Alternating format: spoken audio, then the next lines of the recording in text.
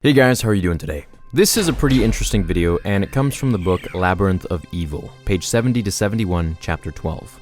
Now this book, for those who don't know, is a Legends book, well, I guess after Disney bought Lucasfilm, is now a Legends book, which takes place between episode 2 and episode 3.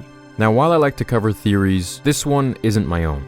This one comes from Anakin Skywalker himself, as he considers what his life might have been like if the Jedi had never found him. I'm going to go over an excerpt from the James Lucena book, Labyrinth of Evil, and as said before, this is the direct prequel to Revenge of the Sith, or at least it was before. So a little bit of a rundown for you guys before we get to the quote from the book. Anakin and Obi-Wan are on the hunt for the secret identity of the mysterious Sith Lord that Dooku answers to.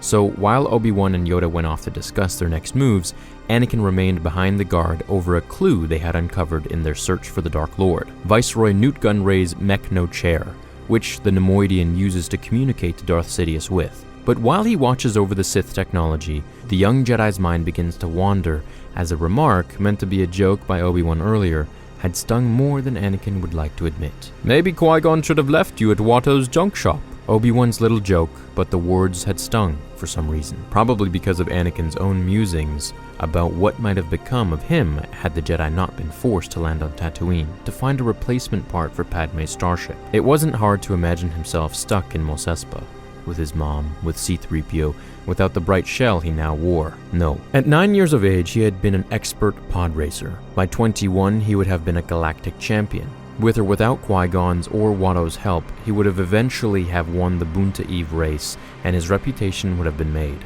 He would have bought freedom for himself, his mother, all the slaves in Mos Espa, gone on to win the grand races on Malastare, been hailed in the gambling casinos on Ord Mantell and Coruscant. He wouldn't have become a Jedi. He would have been too old to train, would never have learned to wield a lightsaber, but he would have been able to fly rings around the finest of Jedi pilots, including Saesee Tiin, and he still would have been stronger in the Force than any of them. He might never have met Padme. He had thought her an angel, arrived on Tatooine from the moons of Lego. A playful remark on his part, but not as entirely innocent as it had sounded. Even so, to her, he was just a funny little boy.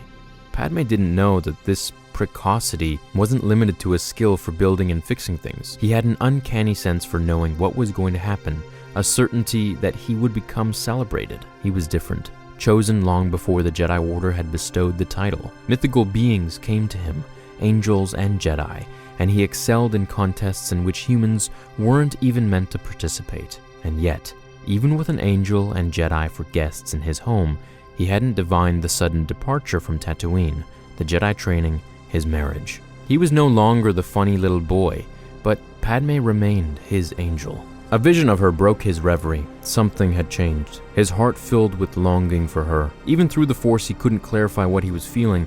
He simply knew that he should be with her, that he should be there to protect her. He flexed his artificial hand. Remain in the living Force, he told himself. A Jedi didn't dwell in the past.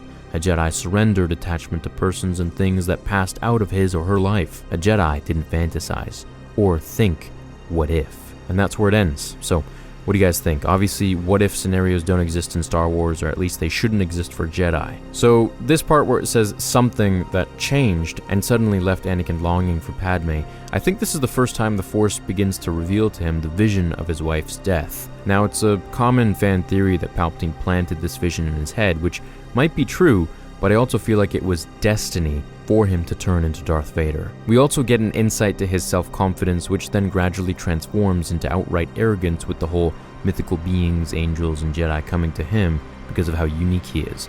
But is it arrogance if it's true? I mean, Padme might not be an actual angel, but she was the queen of an entire planet. The Jedi are mythical in their way, and Anakin is the literal chosen one. That stuff will go to your head, and especially coupled with having more midichlorians than any other Jedi, even Grandmaster Yoda. It's no wonder he was sure of his powers. But what I found to be the most interesting was Anakin's musings on what his life might have been if Qui-Gon and Obi-Wan had never arrived on Tatooine. Do you agree with him? Is that how you think it might have gone? What about the Clone Wars? Would Anakin have enlisted? Would he have fought for the Republic or the Separatists? I can see him joining the Separatists, having grown up on Tatooine and knowing firsthand that the Republic has allowed slavery to continue in the Outer Rim regions, feeling ignored and disenchanted with the galactic government. He could have decided to join the cause of the Confederacy of Independent Systems, a celebrity pilot who joins the war effort, Dooku would take notice of him and sense his strength in the Force.